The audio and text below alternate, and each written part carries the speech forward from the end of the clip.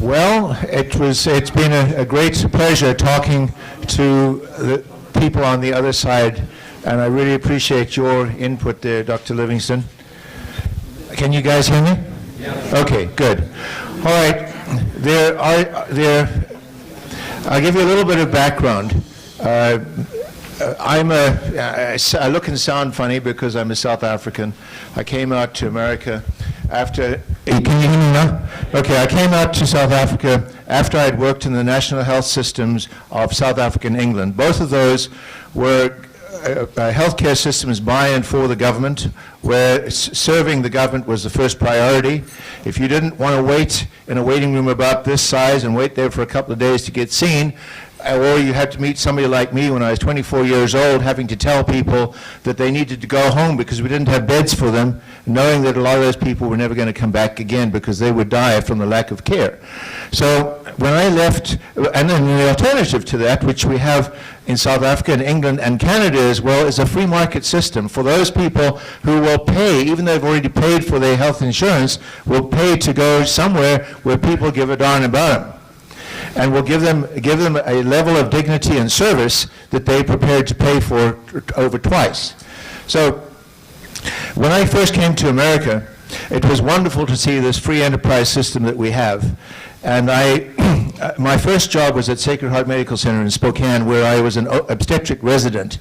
And I saw that this free enterprise system did not extend to healthcare, and neither does it extend to education. And those are the two primarily dysfunctional areas that we have. What we saw, thank you. What we saw is a system where a family came for what should have been the most significant, important bonding experience in their life. And the first thing we do is they came along to the hospital like every other hospital. Sacred Heart is no better, no worse than every other hospital. Is going to a 60-year-old system that was designed to separate the woman, put her into a wheelchair, wheel her down a hall, separate her from her clothing, separate her from her self-confidence, and separate her from her ability to have a normal birth. We would connect her up to all kinds of devices, medications, and a whole bunch of procedures, some of them which were useful and some of which were actually harmful. The bottom line of that is that the normal process of childbirth, which should have been primarily an emotional and satisfying bonding of the family, became a medical procedure that involved making a large laceration, a large incision in the woman, and anesthesia, take the baby off to the nursery, and she'd spend the next 4 or 5 days recovering from all of the good that we had done her. It was a hidebound, entrenched system, just like our cousin to healthcare is a hidebound system not open to change. Fortunately, this being America, a young resident was able to come up with an idea that transformed maternity care in the United States, which was to have the birthing room system where the family can remain together in a comfortable environment, and that the doctors and nurses are trained to help them keep the process normal, and they go home in half the time. They save an awful lot of money, and it's just a whole different experience. It designed the birthing bed and all the equipment that went with this, and within a few years we had we had a fairly nice-sized company in Spokane. We had about 200 people, mostly doctors and nurses, being the missionaries of this program all over the United States. And then after we designed the first 400 maternity care systems, units in the U.S., but then it became viral. It made so much sense that everybody just said, we'll do it. We can watch our neighbors. And so within a very short period of time, that became the standard system for the entire United States, where at the beginning people thought that I was totally crazy. And that gives me hope for the fact that we can change what we have now. The problem is much, much larger. But the epiphany came when after we'd done maternity care throughout the United States, the company started working in Europe and then in China. And 3 years ago, I was invited by the Chinese government to see a great big brand new, shiny, ultra-modern maternity hospital that they'd built near Shanghai, based on visiting the United States and copying our designs, and they filled it with our equipment and everything else along the line.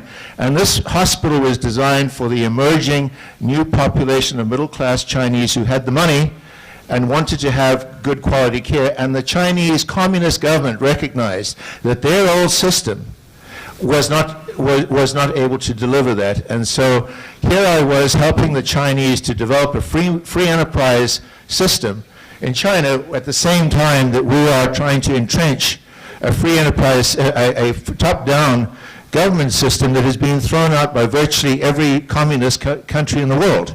Just didn't make any sense. So anyway, so from that experience, I spent about 3 years looking at looking at what really is going on, and found out that, as we said, all healthcare reform that is written about, there are lots and lots of books and hundreds of articles, and they all have to do with making small changes in the existing system. So this is a totally different new approach. It is meant to be not something you impose on people. It is a voluntary option that we can make available to people who would prefer to hang on to their own money and to be able to be responsible for their own health care. Essentially, the system that we had was developed for the industrial age. This one is for the information age and reflects the way that people live and shop today. The system that we are replacing, as I mentioned earlier on, was developed as a way of basically transferring power to the government, which they would then use to be able to curry favor with potential voters.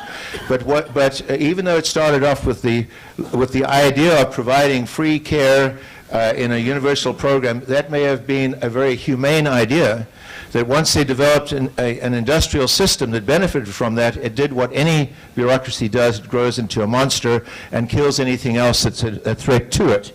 So the first thing that it killed was the ability of people to be able to shop using their own money. And if on the left-hand side shows that the orange back there is what is people's out-of-pocket money that they were spending for health care back in the 1960s. And you can see that pretty soon new government programs, which are the top, Medicare and Medicaid, the green and the orange, squeezed it out. So now there's only 11% of our money is in our own hands. But it's actually less than that, because that counts all the money that we have that we use for co-pays and co-insurance and all that. The number is pretty close to zero. So once you give people your money, you give them your power.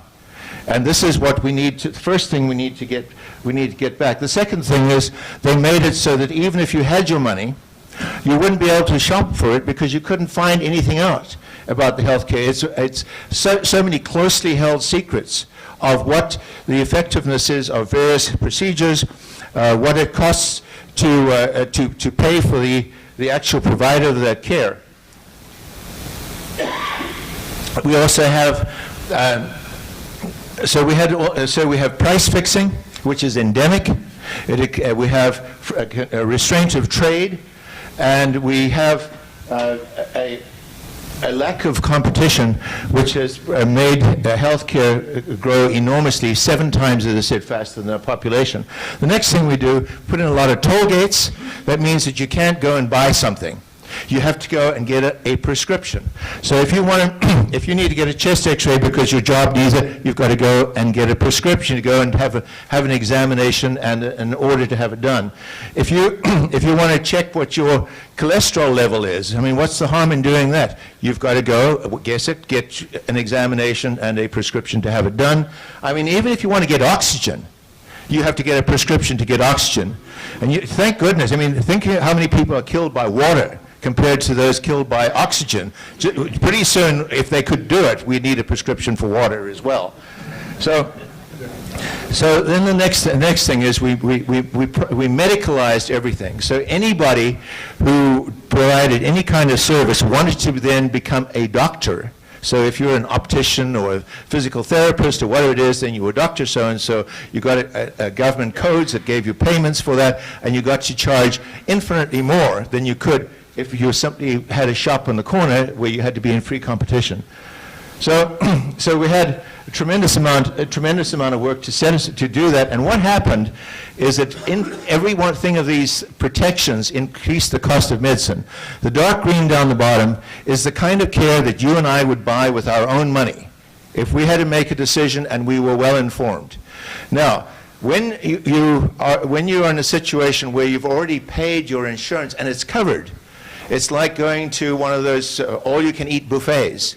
So give it to me. There's an incentive not only for, give me all the shrimp, not only that, but also your doctor is saying, well, why should I hold back on anything? It's all covered, and besides, the patient will be happy and less likely to sue me.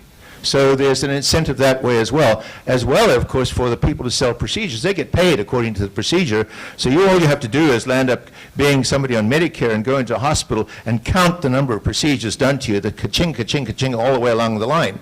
So, we have, so that's called entitled opportunity care. It's at least 30% more consumption simply because it's, quote, free. On top of that, we have defensive care. Those are those extra things we do because we don't want to get sued. And we also have the doctor's overhead, because now, with everybody gaming the system, we have this army of about 500,000 people who are working for the insurance companies and the government, and their job is to say, no, you can't. And then we have about the same size people working in the doctor's offices saying, please, may I? And between these two armies, that is an incredible overhead that accounts for 20% of the cost of running a medical practice. It also adds about 70% to the, if you look at the size of that yellow bar across there, that was just for Idaho. On top of that, there's federal overhead as well. So when we separate the market from free enterprise, bad things happen and we'll end up paying for it. So we still keep on talking about, health insurance, and that is just absolutely, it's just a fraud. When we insure a car, that's car insurance. We say we can take care of all the gas and maintenance and all the rest. If somebody steals the car, if it's totaled, then that to me represents a burden I don't want to pay for, and I'll rather buy insurance, recognizing that overall anything you insure is going to cost multiples of actually if you could buy it yourself. But there simply are some things you can't buy for yourself, and so that's the need for insurance. In this case, you're paying for absolutely everything. You're paying for new windshield wipers, you're paying for new tires, you're paying for your gasoline and oil, and the company is telling you that we think it's time for you to go and rotate all your tires. Or buy all new tires. So we have a lot of unnecessary mandates that are all put in. The tire manufacturers would then have a law that you've got to change your tires every year. That's what we have in healthcare, with all of these things that are loaded on to what we have to buy. At the same time, so we have all that unnecessary expense. And the other thing is, it really isn't insurance. Insurance, if we take it back to the car analogy, if we're with our group, I should imagine that most of us are fairly careful drivers, or else we wouldn't be around here any longer. Let's say we're driving normal kind of cars, and our insurance rates are generally fairly low. But I think if we were to hang out with Lindsay Lohan and her crowd, they're driving Bentleys and Lamborghinis and not driving them very well. Now, and if they had car insurance, they wouldn't either be able to get insurance, or else it would cost them so much. But in our instance, we're taking the money from all the careful Chevy drivers, and we're using it to buy new Lamborghinis for bad drivers. In other words, the new Lamborghinis we're buying for bad drivers are the folks who, and some of them have real problems, and that's probably the majority, but at the same time, there's a whole incentive that once you have this free money, that you may find that you take, every time you want to go to the hospital, you want to go to the doctor's office, well, let's just call an ambulance and we'll go to the emergency room. And it's that kind of thing that drives up the cost. The other, so here is how the game works. Okay, this is a hard thing this is a hard piece of information to get hold of, but it's been well researched and it's completely true. Each one of these bars represents 1% of the population. And you'll see that the healthiest 50% hardly use anything. They're spending, on average, $860 per year on their health care. We go to the next people over here, and they're spending about $8,000 a year. And these are folks who have chronic conditions and such like.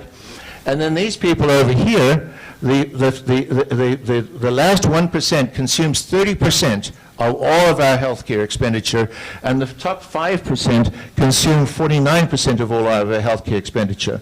So the idea is to take money from all of these people so that we can pay for what happens over here.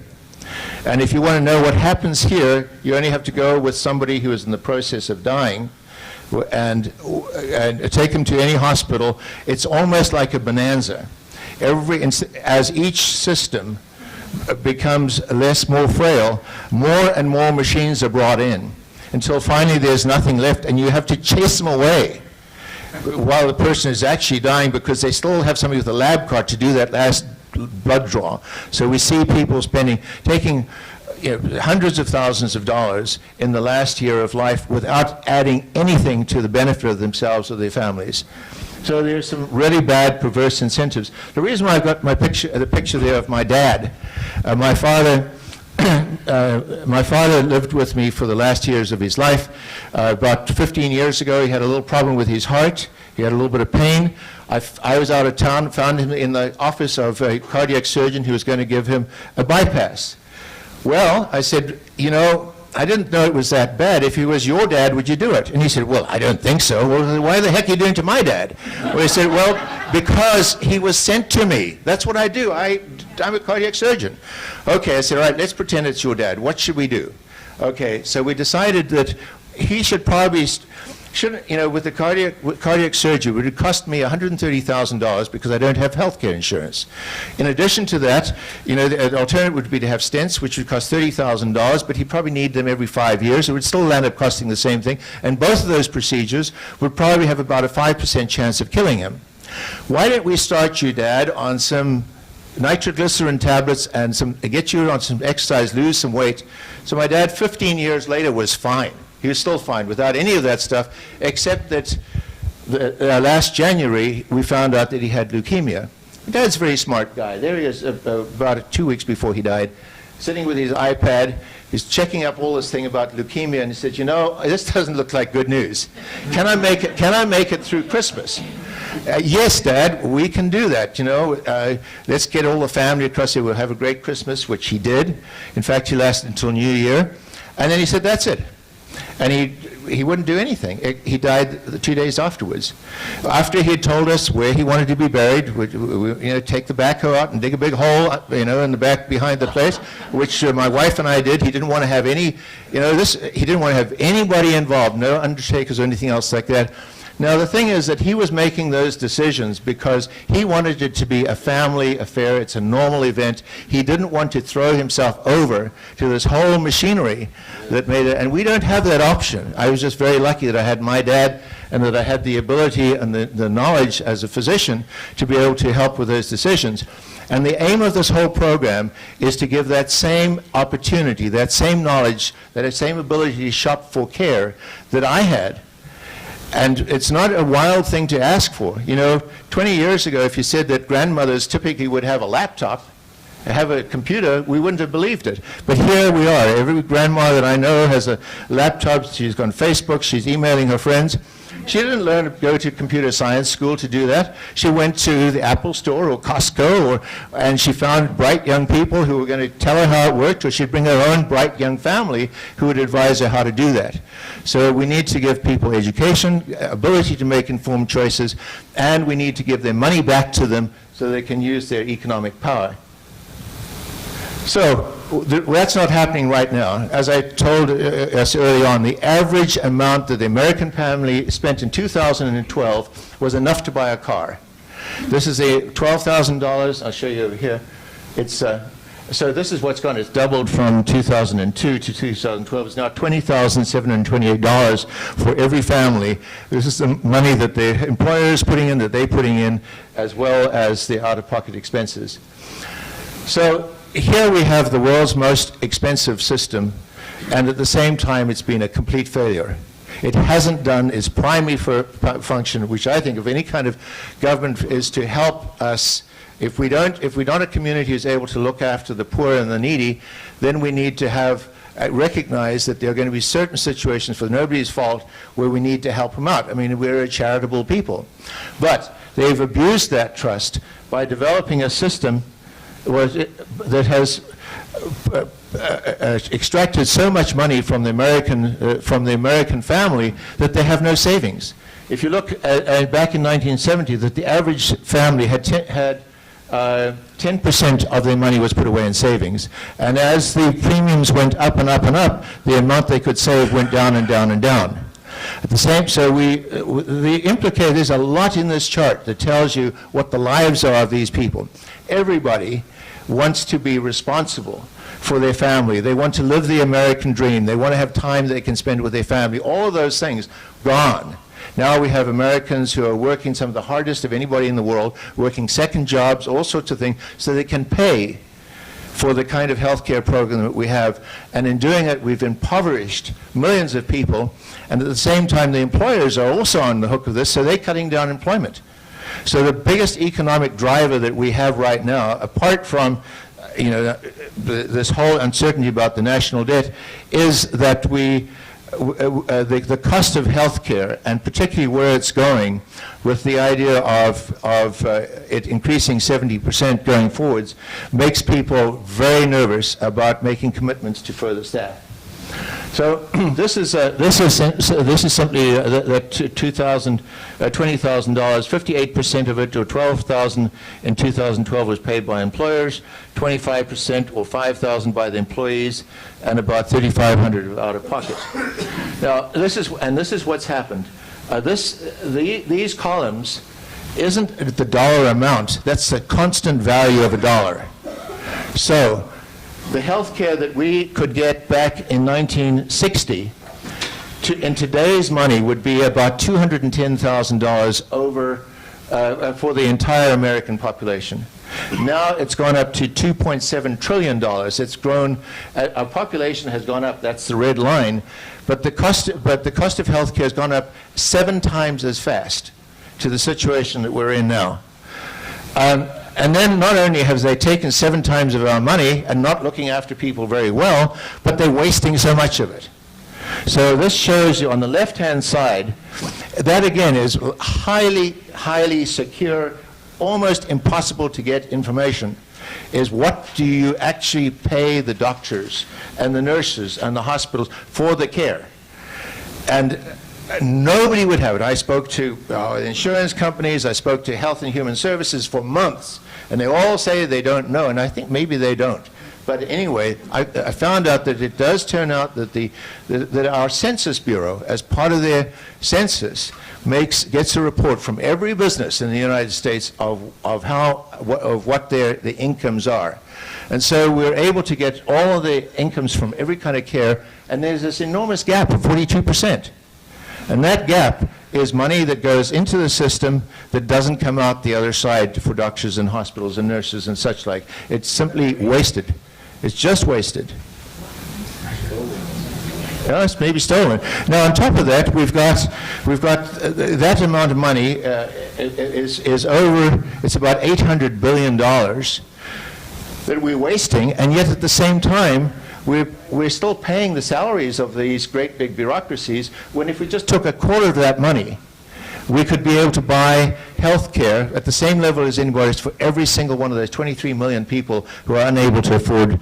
They formed a partnership with the health insurance industry, which is not necessarily voluntarily, because the health insurance and the hospital industry together spend $800 million a year to lobby Congress, but it kept a relationship going there. And that relationship has been very useful to be able to advance the cause of moving towards a single payer. Except then once we got to PPACA recently, to Obamacare, now we still need the insurance companies, but to a far lesser extent, because now we are having more and more direct control. And the idea is, as my friends on the insurance industry here were saying, that they actually are intending to get rid of them altogether. And the role of insurance will be taken over by this care, so which makes me really surprised why driving this whole idea towards entrenching Obamacare, which is enabled only by a state exchange, was supported by the people who are at the most risk of being harmed by it. So now the next final stage of it is going to be a state exchange. And as we pointed out, we have 3 options, not 2. And the one option is to go with a state exchange, which is by far the worst. That's the one that gives us the least amount of control as citizens of the state. In fact, it requires the people who were responsible for protecting our freedom and autonomy from the federal government, it now hires them to be the enforcers for the federal government. Yeah. Yeah. So the next worst is simply defaulting to the federal exchange. But the state still has the right to absolve its citizens from having to participate in this. You say you build your building if you want to do that, but we're not going to be enforcers. And this federal government does not, under the Constitution, have health care as part of its retained rights. Those rights are retained by the states. So we have every right to say you can waste your money and build your own exchange if you want. We're not going to participate. Or we could simply say, you know, just don't even bother. We've got a better plan for. And despite all of the threats and blandishments and all the rest, they are trying so hard to get us to become a state exchange with all of these bribes and money that will go in there and all these phony numbers that are thrown out there, that that if we were to simply say no, we would save the whole imposition of this planned expansion of health care that will increase our cost of health care by about 70%. Now, if we went the next step and we said not only are we not going to do it, but we're going to do our own thing, we're going to develop a free market enterprise of our own, this is what we could see. Now, I'm just saying, this is the last sentence. This is where it's going to go if we don't do anything. This 2011, the second to last one, is where we are in 2011. This is where we're going to be in 2020. And there just isn't the money to do that. It's just totally unrealistic. So here's the program that we're looking at. We developed a pilot program, and I've been talking to a number of states with a lot of interest from some of the state governors, and sat down with them and met up with their staff. Unfortunately, Governor Otter has been very busy. Haven't been able to meet up with him, but I'm sure he would like to do that. So to talk about the only system that we know that reliably improves quality and cuts prices, and that's the system of free market care that applies with everything that we buy. When we've got our own money, competition wants us to choose to spend our money with them because they've got the best product, the best accessibility, the best quality, the best price. And that works everywhere. You know, where think, for example, what's happened to the cost of computers. It also works in healthcare. And for example, if you want to go and have a plastic surgery, you don't like the shape of your nose, for example, with a few clicks, you can find not only the name of everybody who does nose fixing in the Boise area, but you can also find out where they went to school, how many of these procedures they've done, and how the patients rate them, and you can find out what they charge. At the same time, you can go in and you can read that there are 15 different ways to fix your nose and the advantages and disadvantages of each 15 of them, and you can say, how many of this procedure have you done? On top of that, you can see their before and after pictures.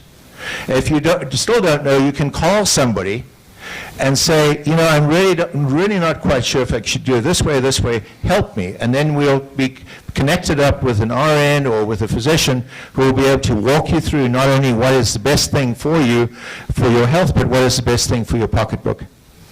So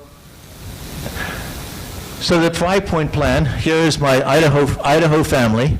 Now, and my dad, who died this last January, but we've never ever had health care insurance. I happen to be able to set aside some money, and that gives me the opportunity of negotiating. For example, somebody in my family needed to have major surgery. I went to the Deaconess Hospital, I went to the Sacred Heart Medical Center and say, you know, your list prices, by the way, are highly inflated prices that nobody ever pays. It's simply a point to start negotiating down from. And I said, well, you want $40,000 for this thing, but I happen to know that Medicaid will give you $8,000 for it. How about, because I'm on staff or I like you or whatever it is, I'm going to give you $9,000. And they'd say, don't tell anybody, come in, and we'd do it. So the idea is to give people the same ability we have. So first of all, we give everybody what we call an ICE account. It stands for Insured Contingency Escrow Account. It's your money. It's just like I've got 40 acres of Upper Priest Lake that is my money. Nobody can tell me what to do with it. Well, there's a whole other issue because now they can grab land if they want to as well. But all in all, the federal government can tell me how much of that, what kind of procedures I need to buy with that money. And so it allows me to shop and save money from that. And I've looked after my family for all these years and raised 4 kids through college, and my dad and other people in my family. And in all of that, if I would have put in for each one of us $800,000 in insurance premiums, the whole thing has cost, and we had people in intensive care and all that sort of stuff. Totally, it's been about $250,000 instead of what would have been a couple of million if we'd added up all of the folks and the premiums that they would have put in there. So it's so we give people, the first thing is to give people that ICE account. Next, to allow them to buy insurance, not real insurance, not healthcare insurance. Insurance that says, okay, I've got this asset. I've got it in a bank account, or it could be in a savings account, or it could be in a credit union, whatever it happens to be.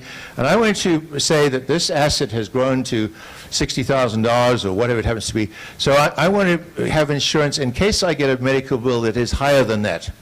So I don't want to pay for insurance that begins right at the beginning with all these compulsion sniffles and all the rest, because I've taken care of all of that. So I want to have real insurance, and I want to be able to shop for that insurance anywhere where the insurance broker's prepared to do that, anywhere in the world. I don't buy much insurance, but there are a couple of things where I get insurance from London because it's an open worldwide market, and you can just do it that way.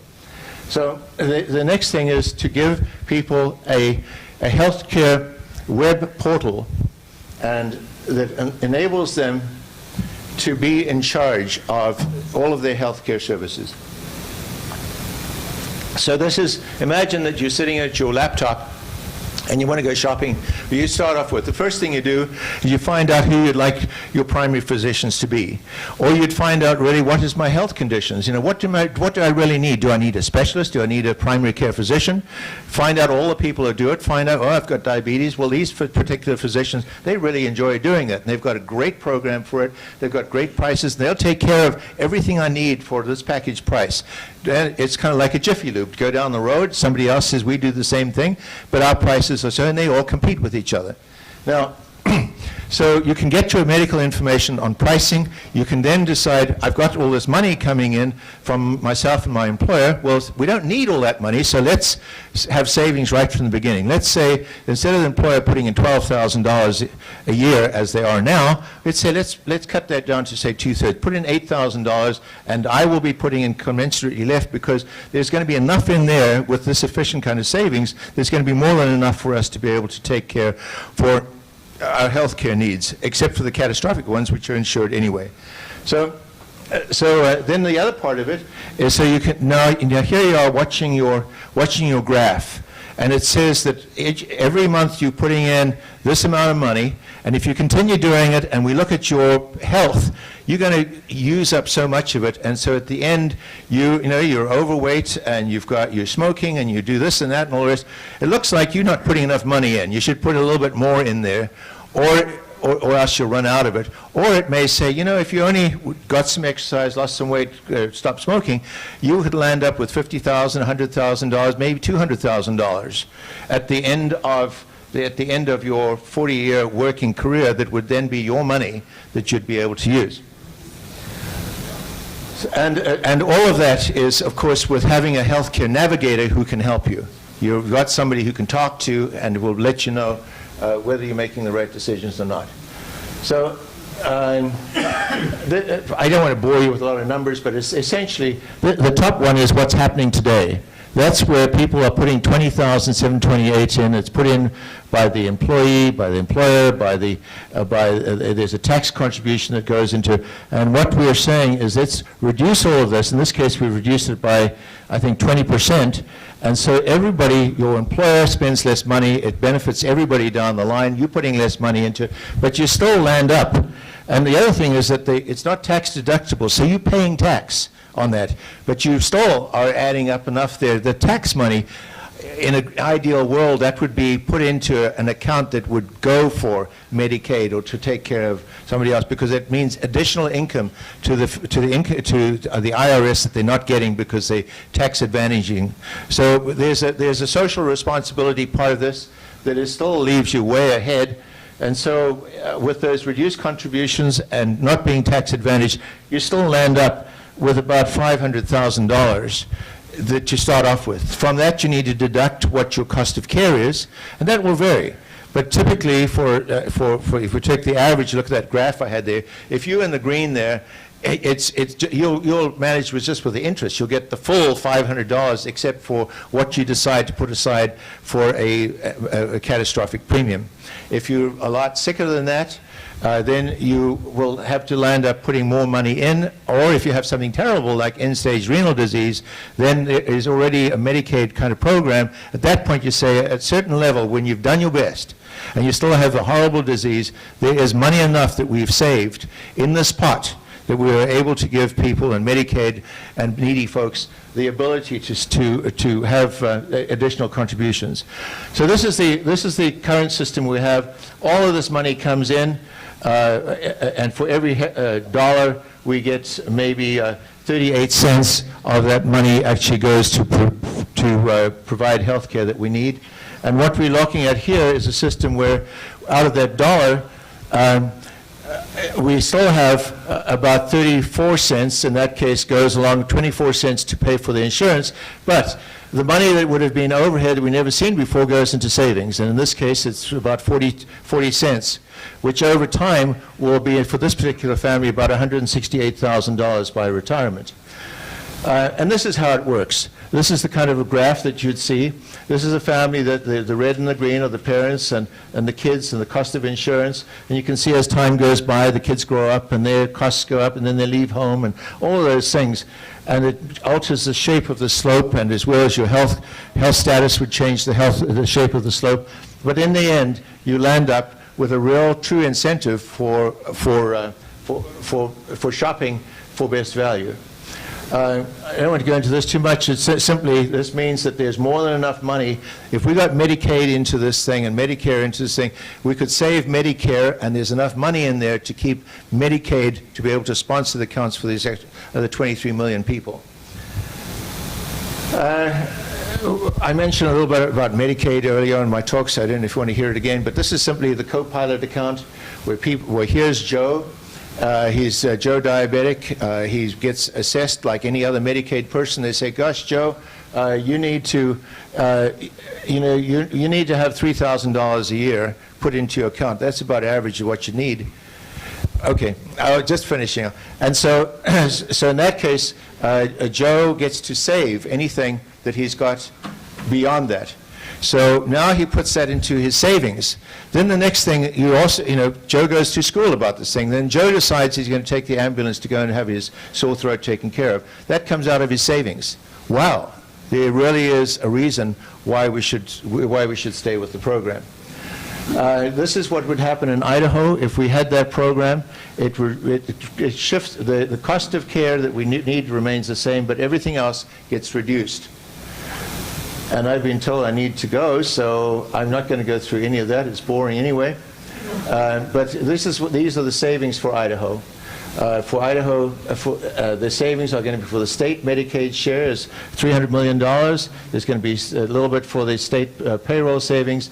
A lot of it will be savings to employers, savings to the doctor's offices, savings to Medicare, and savings to Medicaid. So Idaho is an ideal program, ideal states to do it in, as long as we do not shut the door with having a state health program, because that will require the state to turn anybody in who chooses this option. So the very least we should do is do nothing at this point. We can always do something later. All right. Well, I think that's it. Thank you. Thank you.